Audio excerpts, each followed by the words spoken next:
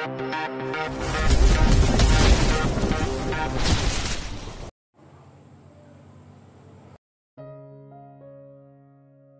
88. Istri untuk sang mafia. Arumi pulang ke rumah dengan langkah lunglai. Tatapan matanya menerawang, memikirkan permintaan Bu Nyai. Ia tidak menyangka jika hati ini akan menemukan kejadian yang membingungkan hatinya.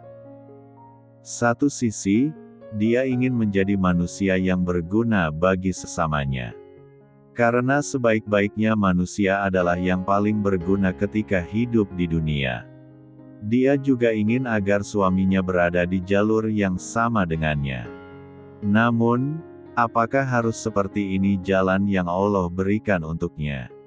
Arumi memutar anak kunci hingga berbunyi. Kemudian, mendorong daun pintu berbahan kayu jati itu dengan lemah. Sungguh, tenaganya saat ini bagaikan tersedot ke dasar bumi. Brak! Arumi tanpa sadar menutup pintu dengan kasar. Selepas itu dia menyandarkan punggungnya. Air mata yang tertahan kini meluncur dengan deras membasahi nigopnya. Ya Allah, ya Karim. Apakah ini ujian untuk pernikahan kami? Apakah ini misi yang sesungguhnya? Tolong, ikhlaskan hatiku ya Rob. Arumi menangis sampai sesenggukan. Tak lama dia tersadar. Mengunci pintu lalu masuk ke dalam kamar. Arumi masuk ke kamar mandi demi membersihkan dirinya. Mengambil wudhu kemudian sholat tobat 2 rakaat. Karena waktu asar masih 1 jam lagi. Arumi melanjutkan tangisnya di atas sajadah. Dengan kedua belah tangan terangkat sejajar dagu, Arumi kembali memunajatkan permintaannya. Arumi takkan sanggup ya Allah. Tolong, berikan kekuatan dan kesabaran dalam menghadapi ujian ini. Arumi hanyalah wanita yang lemah. Maafkan, Arumi karena sudah terlalu mencintai makhluk-Mu ya Allah. Ampuni aku. Doa itu berakhir dengan tenggelamnya wajah Arumi ke dalam kedua telapak tangannya sendiri. Entah berapa lama Arumi menangis demi mengeluarkan sesak di dalam dadanya. Hingga suara ketukan pintu menyadarkan dirinya. Astagfirullahaladzim. Itu pasti Zauji, gumamnya. Arumi langsung bangkit dan menghampiri pintu masih dengan mengenakan mukena. Assalamualaikum, sayang. Terdengar suara salam yang sangat sopan dan lembut. Arumi sekuat tenaga menahan agar air matanya tak lagi jatuh. Rasanya, ia ingin memeluk Max dengan erat setelah melihat wajah pria itu. Arumi menarik napas dalam dan memposisikan senyum terbaik seperti yang biasa ia lakukan pada saat menyambut sang suami pulang. Waalaikumsalam, Si. Arumi menjawab salam sambil memutar kunci. Alhamdulillah. Ternyata kamu sudah di rumah, kata Max pertama kali ketika dia melihat istrinya dengan wajah yang teduh. Iya, Si. Sebenarnya Arum belum lama sampai di rumah. Makanya belum siap masak dan... Hei, aku tidak bertanya tentang hal yang lain, sayang. Aku hanya mengungkapkan rasa bahagia karena melihat wajahmu. Ayo, masuk. Nanti keburu ada orang lain yang lewat, bisik Max di telinga Arumi.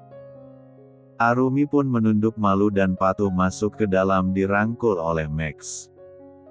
Melihat mereka hati siapapun pasti akan merasa tentram. Selama beberapa bulan ini, tak ada pertengkaran maupun perdebatan. Meskipun Max masih dalam proses pendalaman ilmu Islam. Namun, pria itu benar-benar sudah membuang sifat egois dan arogan dalam dirinya. Arumi sangat bersyukur karena suaminya sudah berjuang sekuat tenaga untuk memantaskan dirinya menjadi imam dalam rumah tangga mereka berdua. Arumi merasa Allah begitu cepat mengabulkan doanya. Tak butuh waktu bertahun-tahun seperti yang pernah ia dengar tentang para mualaf. Max sudah menjadi sosok laki-laki yang solih dan bertanggung jawab. Sudah banyak hal yang ia hafal dan amalkan. Arumi merasa itu sebuah anugerah yang luar biasa dari Tuhannya. Namun, kebahagiaan itu semua hampir lenyap seketika dengan permintaan yang mengguncang hati dan kewarasannya. Sesungguhnya, dia hanya wanita biasa yang ingin memiliki semua kenikmatan itu sendirian. Max mengernyit. Selama bersama dengan Arum, baru kali ini ia melihat istrinya itu melamun.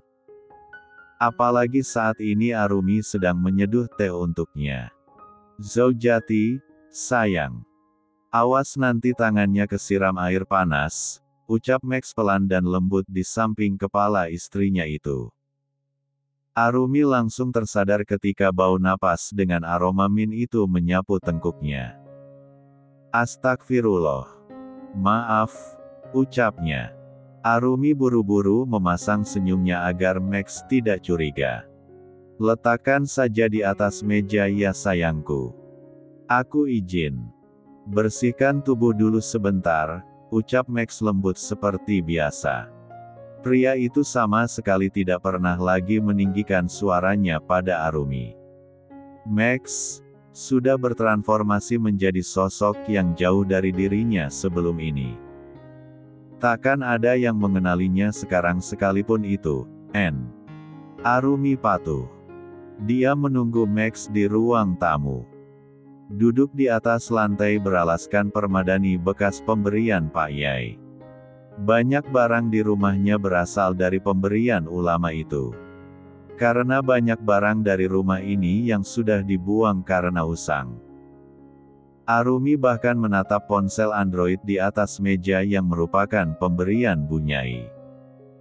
Alasannya, agar ia lebih mudah dihubungi. Padahal, Arumi merasa tidak terlalu membutuhkan benda tersebut. Semua hanya demi memudahkan pekerjaannya. Arumi sama sekali tidak memiliki akun di media sosial kecuali aplikasi berlogo hijau dengan gambar gagang telepon. Tak lama Max menghampirinya. Dengan senyum hangat yang bertengger di wajah tampan nan teduhnya itu. Max memajukan wajahnya untuk mengecup kening Arumi. "Kita masak makan malam sama-sama ya. Tapi, kalau sayang lelah, biar aku saja." "Oh ya? Di dalam kulkas ada apa? Perlukan aku belanja dulu?" tanya Max, sambil menyeruput teh hangatnya. "Sikapmu yang lembut dan penuh kasih sayang ini, akankah aku rela membaginya, sih?" Arumi justru membatin dengan tatapannya yang tak lepas dari mata tegas suaminya. Bab 89. Max semakin bingung sekaligus heran karena lagi-lagi istrinya itu melamun. Max memegang bahu Arumi seraya menatap wajahnya wanita cantik di hadapannya dengan lekat dan dalam. "Sebenarnya apa yang sedang kamu pikirkan dan rasakan, sayang? Katakan padaku, ungkapkan semuanya.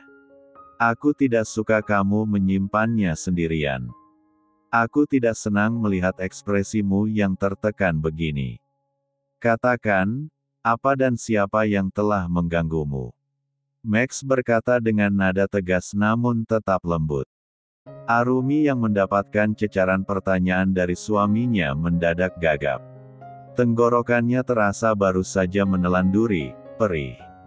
Lidahnya keluh tak mampu bergerak. Tak ingin menangis, namun air mata itu pada akhirnya mengalir begitu saja tanpa sanggup ia tahan lagi. Tatapan Max saat ini, meluluhkan hatinya yang sok tegar sejak tadi. Melihat istrinya malah meneteskan air mata.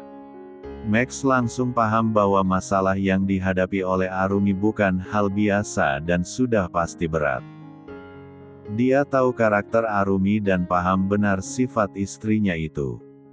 Bagaimana selama ini Arumi menghadap berbagai masalah. Bahkan, wanita itu yang selama ini menguatkannya. Arumi yang selama ini telah menopang keputusasaannya. Max langsung menarik Arumi dan membenamkannya ke dalam dekapan. Mengusap punggung bergetar itu pelan. Kemudian melingkarkan tangannya guna mengeratkan pelukan. Arumi menangis lepas sampai sesenggukan di sana. Di dada bidang suaminya yang nyaman dan menenangkan. Meskipun semakin bingung, Max tetap sabar menanti keadaan sang istri lebih baik dahulu. Dia menahan dirinya untuk tidak bertanya apapun. Walaupun dalam benaknya telah tersusun berbagai pertanyaan tentang sikap istrinya yang mendadak aneh. Arumi menjauhkan tubuhnya. Membiarkan Max mengusap sisa air mata di pipinya yang basah. Wajah sembab dan matanya bengkak. Max mengecup kelopaknya berkali-kali. Tiba-tiba tangan Max mengepal. Katakan padaku, siapa yang telah membuatmu seperti ini? Max dengan tegas kembali bertanya. Bukan masalahnya akan tetapi pencetusnya. Janji jangan marah ya. Dengarkan ucapan Arumi baik-baik. Dengan kepala dingin dan hati yang tenang. Bisa kan? Kata Arumi. Dia mulai menata hati dan bicaranya. Lebih baik dia segera mengutarakannya pada sang suami, ketimbang ditunda lebih lama lagi. Membuat Max jadi salah sangka nanti. Aku tidak bisa janji untuk tidak berbuat sesuatu pada orang yang telah membuatmu hancur begini. Belum pernah aku melihatmu seterluka ini. Lalu, kau pikir aku akan tenang dan santai begitu? Max mulai tidak mampu mengontrol emosinya. Inilah yang Arumi takutkan. Bu Nyai tidak tahu dan mengenal siapa suaminya dulu. Hanya Pak Yai yang sedikit tahu akan masa lalu Max yang kelam itu. Tuh kan. Kalau begitu, Arum lebih baik tidak cerita, Arumi merajuk dengan menutup wajahnya. Hal itu menyebabkan Max menghela napas kasar. Sebaiknya dia menurut saja untuk sementara. Karena bagaimanapun juga, dia takkan diam saja dan mendiamkan orang yang telah menoreh kesedihan pada istrinya. Baiklah, sayang. Aku berjanji akan sabar dan tak emosi. Sekarang, cerita ya. Ada apa sebenarnya? Arumi menedongak kemudian menatap suaminya dengan lekat. Memastikan bahwa ucapan Max bisa dipercaya atau tidak. Tidak boleh bohong ya. Hadapi masalah ini dengan pikiran positif dan hati yang dingin. Jika siap, baru Arum akan cerita. Arumi menggenggam tangan Max sambil melihat ke dalam mata pria itu ketika bicara. Arumi paham benar bagaimana karakter asli suaminya. Emosi yang Max yang mudah tersulut api amarah pasti akan terbakar lagi, ketika dirinya yang disakiti. Arumi tak yakin jika Max akan setuju dengan pilihannya. Tapi, bagaimana lagi? Ini jalan satu-satunya menyelamatkan jiwa dan akidah seseorang. Max menarik napas dalam kemudian menghembuskannya pelan.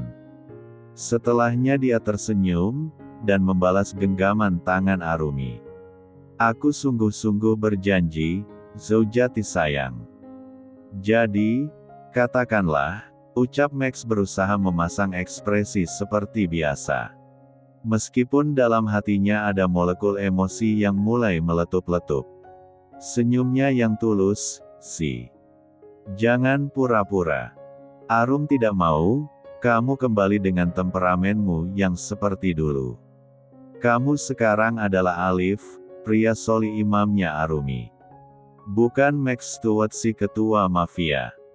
Perkataan tegas Arumi membuat Max lantas menelan ludahnya.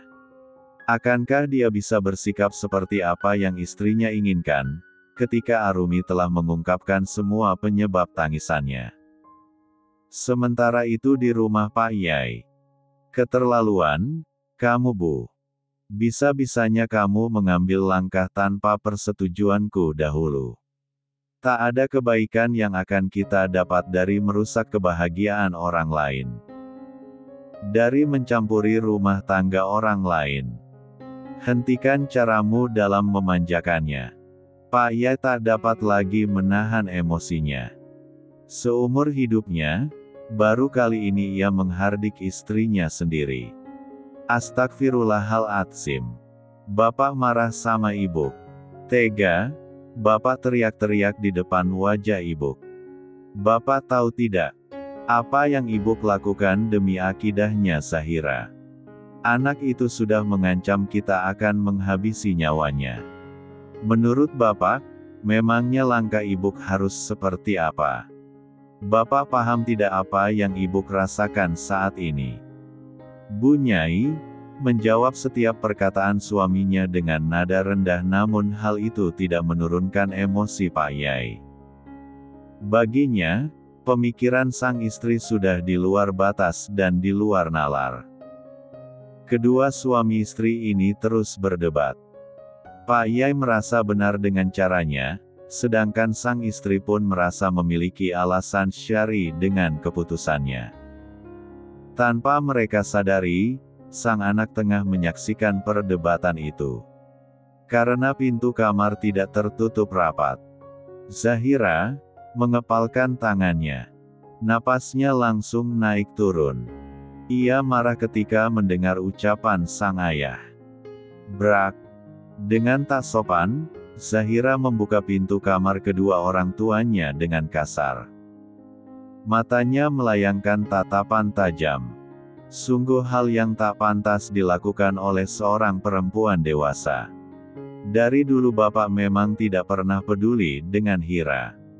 Bapak hanya sibuk pergi ke sana kemari demi dakwah. Demi menasihati orang-orang di luar sana bagaimana cara mendidik anak.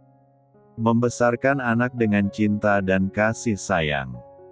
Tanpa Bapak sadari, bahwa di rumah sendiri ada anak perempuan yang kurang kasih sayang serta perhatian. Bapak sadar, Zahira telah mengeluarkan emosi serta unek-unek yang ia tahan selama ini. Beban batin yang membuatnya justru benci dengan agamanya terdahulu. Kini, Zahira terombang-ambing tanpa agama dan Tuhan. Ia pikir dirinya akan lebih baik seperti itu. Hidup bebas tanpa adanya aturan. Zahira. Pak Yai seketika merasa tertampar dengan ucapan anaknya. Anak perempuan yang dulu ia banggakan pada teman sesama dai. Karena Zahira adalah anak yang cerdas dan sudah hafal beberapa surah Al-Quran sejak balita. Zahira bahkan tembus hafalan 10 juz Al-Quran ketika sekolah menengah pertama. Entah sejak kapan anak gadis satu-satunya itu menjadi pembangkang. Hingga, Pak Yai terpaksa mengasingkannya ke sebuah pondok pesantren yang jauh dari desanya. 3 tahun pria itu tidak menyambangi anak gadisnya. Ia pikir hukuman itu akan menyadarkan Zahira akan kesalahannya. Ternyata, tidak. Zahira ternyata mengkhianatinya dan mencoreng wajahnya dengan bangkai. Di saat anak perempuannya itu menikah diam-diam dengan pemuda beda agama. Bahkan Zahira telah menanggalkan semua tanda pengenalnya sebagai muslimah. Bab 90. Nak, maafkan Bapak. Pak Yai berkata dengan nada suara yang bergetar. Mungkin agak terlambat baginya. Akan tetapi tak ada salahnya ia mencoba menyentuh hati kecil sang putri. Bagaimanapun dirinya hanyalah manusia biasa. Dia telah lalai dalam mengelola perangai dan perasaan satu-satunya anak perempuan dalam rumah tangganya. 3 anak laki-lakinya meninggal ketika masih balita. Zahira lah harapan satu-satunya dalam memperjuangkan dakwah yang telah ia lakukan sejak muda. Akan tetapi, Zahira telah melakukan hal yang membuat hatinya berlubang luka sungguh dalam. Bukan hanya mengkhianati keluarganya, terlebih Zahira telah mengkhianati Tuhannya. Namun, sang ulama tahu, di balik kesalahan sang putri, ada peran kebodohan dari dirinya. Telat Pak. Hira sudah hancur. Zahira semakin memekik kemudian berlari dari depan kamar. Pak Yai dan istrinya langsung mengejar. Mereka tak mau sampai Zahira mengamuk dan menyakiti dirinya sendiri. "Berhenti Zahira!" teriak Bu Nyai. Wanita itu mengkode agar pada pekerja dalam rumahnya menutup pintu serta jendela. Ia tak mau Zahira keluar rumah dan berakhir memperlakukannya dengan para tetangga. Bagaimanapun aib Zahira harus dapat mereka sembunyikan dengan rapat. "Dengarkan kami dulu, Nak. Ibu akan mengusahakan permintaanmu. Ibu sudah bicara dengan Nak Arumi." Bu Nyai terus berteriak demi menghentikan langkah kaki Zahira. Perempuan itu berlari dengan cepat ke area dapur. Mendengar ucapan ibunya, Zahira sontak menghentikan larinya. Sudut bibirnya tertarik ke atas menciptakan seringai penuh arti. Kemudian ia menoleh dan berbalik. "Kita bisa bicarakan ini baik-baik. Kemarilah," panggil Bu Nyai dengan lembut. Wanita itu sungguh sabar dalam menghadapi kelakuan putrinya yang nauzubillah. Karena baginya, apa yang terjadi pada Zahira adalah kesalahan mereka sebagai orang tua. Ada luka serta kekecewaan di hati Zahira sehingga membuatnya memberontak seperti ini. "Ibu gak lagi bohong kan sama Hira? Ibu beneran udah ngomong sama perempuan ninja itu?" cecar Zahira memastikan ucapan sang ibu. "Jangan menyebutnya seperti itu, Nak. Arumi adalah perempuan dengan akhlak yang mulia. Pakaiannya merupakan sunnah yang dilakukan oleh para istri Nabi dan ulama tabi'in. Kita tidak boleh mencela apa-apa yang dilakukan oleh istri dan anak-anak perempuan Rasulullah," kata Pak Yai. Ucapan sang ulama membuat sang putri mendengus. Ia benci sang ayah memuji perempuan lain di hadapannya. Ia tak suka cara Arumi yang baginya cari muka pada keluarganya. Sang ayah yang notabene menginginkannya seperti itu. Zahira tak mau posisinya tergantikan dengan Arumi. "Tidak akan. Maafkan, Bapak Nak. Maafkan Ibu. Maafkan kami berdua yang mungkin secara tak sengaja telah menciptakan luka dan kecewa di hatimu. Bapak mohon, limpahkan saja kekesalanmu pada kami berdua. Jangan usik kehidupan bahagia orang lain. Jangan lagi kau tambah dosamu, Hira," pinta Pak Yai dengan suara rendah memohon.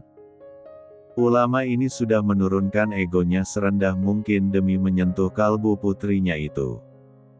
"Dosa apa sih, Pak? Hira ini mau kembali ke jalan yang benar. Ke dalam agama Islam. Hira hanya sedang memilih imam yang baik yang akan bisa membimbing Hira kembali. Bukankah ini yang Bapak dan Ibu inginkan? Lalu di mana salahnya?" Zahira tetap bersikukuh dengan jalan pikirannya yang ia anggap benar. Dia sama sekali tidak tahu siapa Max yang sebenarnya. Ia terpesona dengan pembawaan Max yang alim dan teduh saat ini. Tanpa ia tahu siapa yang telah membuat pria itu sampai di titik ini. Ya Allah, astagfirullahaladzim. Sebutlah nama Allah. Mintalah petunjuk padanya. Sebaiknya kau sholat taubat lagi dengan sungguh-sungguh.